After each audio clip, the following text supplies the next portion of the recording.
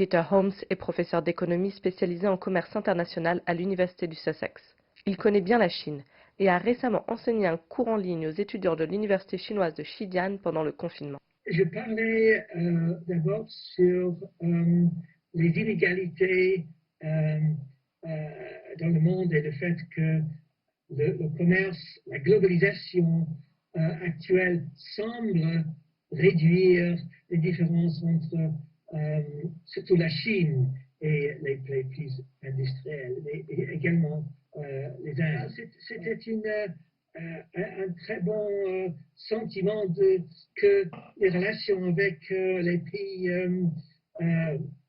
lointains et surtout la Chine peuvent se maintenir en dépit de tous les problèmes qu'on a aujourd'hui. La Chine est déjà un partenaire commercial intéressant pour le Royaume-Uni, qui devra redéfinir ses accords commerciaux après le Brexit. Avant le Brexit, il y avait une amélioration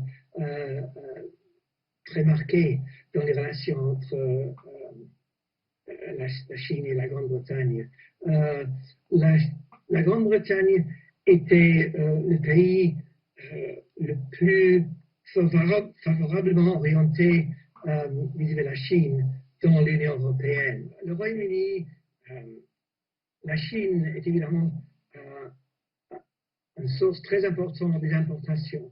Mais il est intéressant qu'entre 2008 et 2018, la part des exportations britanniques en destination de la Chine a beaucoup augmenté. Donc, le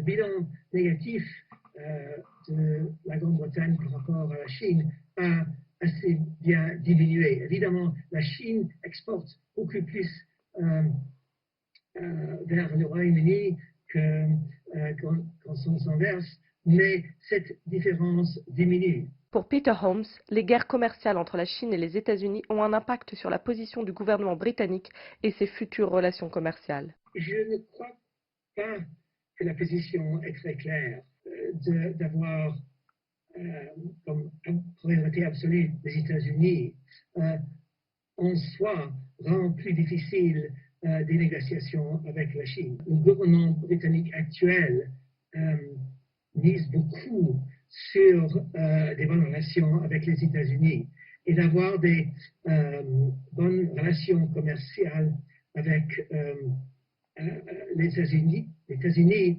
rend plus difficile l'amélioration des relations avec la Chine. Le Royaume-Uni entretient depuis plusieurs années de bonnes relations commerciales avec la Chine, qui apparaît comme un partenaire de choix pour construire l'après-Brexit. Mais les guerres commerciales ont placé le gouvernement dans une position délicate entre ses deux alliés, les États-Unis et la Chine. Des tensions qui ne facilitent pas l'établissement des relations sino-britanniques pour les années à venir. Romana Becaille, Londres, CGTN.